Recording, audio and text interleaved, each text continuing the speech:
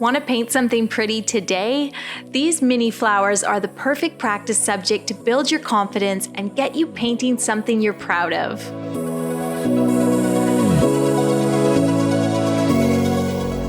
Hi guys, welcome back. My name is Shada and today's watercolor tutorial is designed for the absolute beginner. We're going to get you painting even if you've never painted, even if you have really cheap supplies. I myself am using a Canson watercolor sketch pad, and I have a 48 pan watercolor paint set from Moongyo. And then my brush, I'm going to do all this with one brush. It's a number 2 pointed round brush. You might want to grab a 1 or a 0 if you're just getting started. It's helpful to have a really tiny one, but all of these supplies are linked in the video description if you're interested.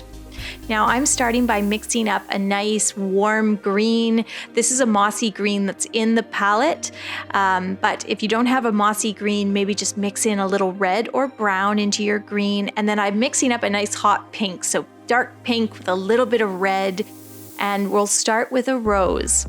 For this little flower, you're simply going to paint a tiny little pink spiral and then get the paint off your brush and come back in with water and sort of bleed that circle out. Put a little bit of extra paint at the center and that's it. Let's do it again. Little broken spiral, messy spiral. Get the brush wet and then bleed that circle out, bleed the paint out, and then come back in with just a little more pigment and put a little in the center, very loose rose.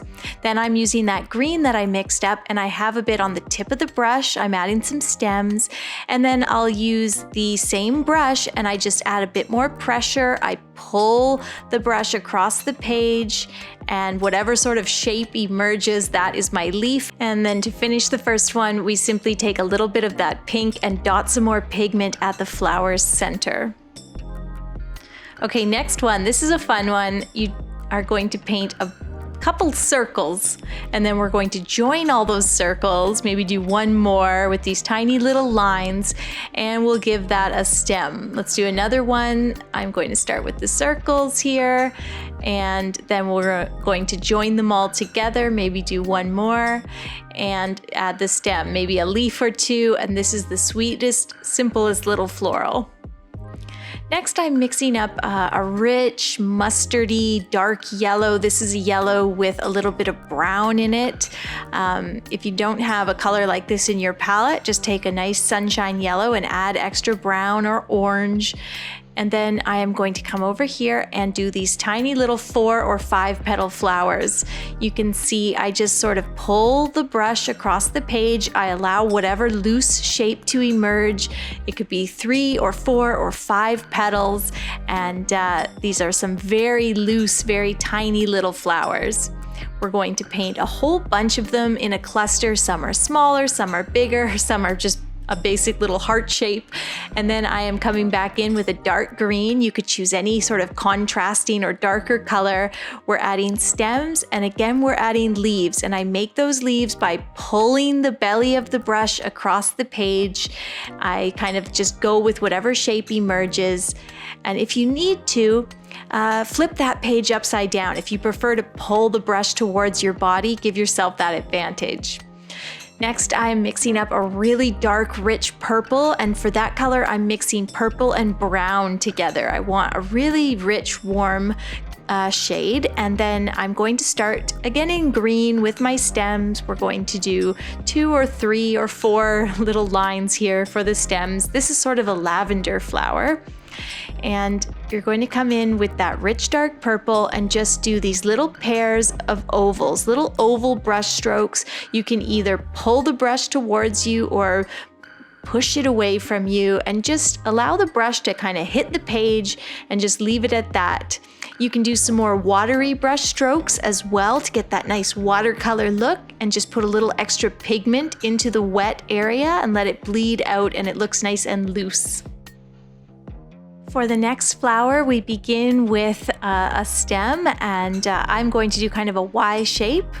So 2 stems that meet, and then I am adding a bunch of little leaves. Same formula, just pull that belly of the brush across the page, allow a loose shape to emerge, don't overwork it, and you can add as many leaves as you like. And then up at the top of each stem here, I'm taking a peachy blush color and I'm just pushing that brush away from me, doing these easy loose brush strokes to make a flower.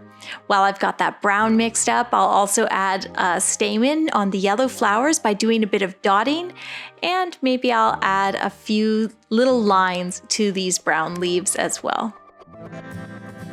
Our next flower is a daisy or a black-eyed Susan. We're doing some dotting in brown for the stamen.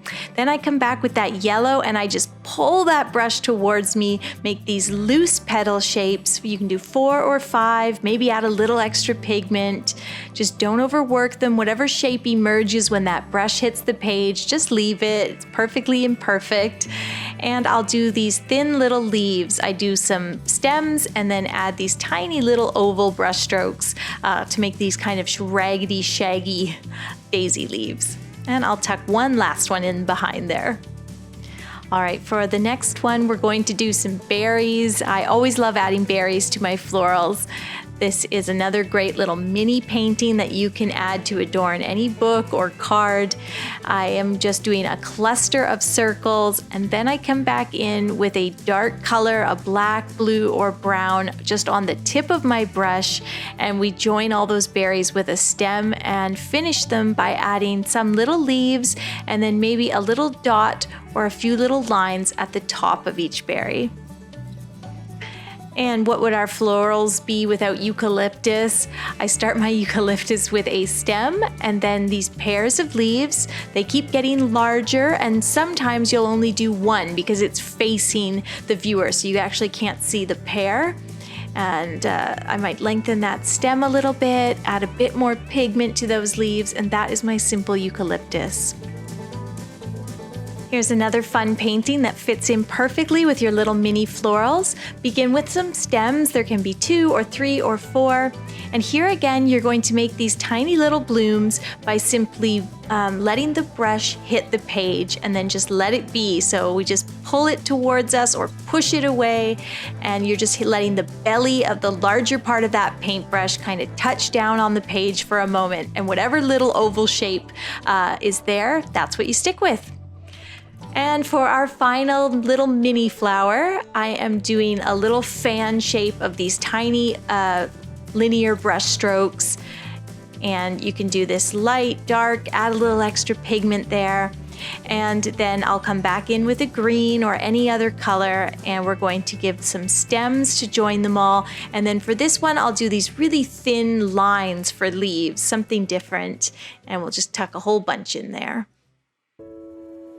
To finish these mini flowers, I like to come back in once they've begun to dry and add some shading. So I might darken one side of each leaf or add a little bit of a darker color at the bottom of the larger leaves.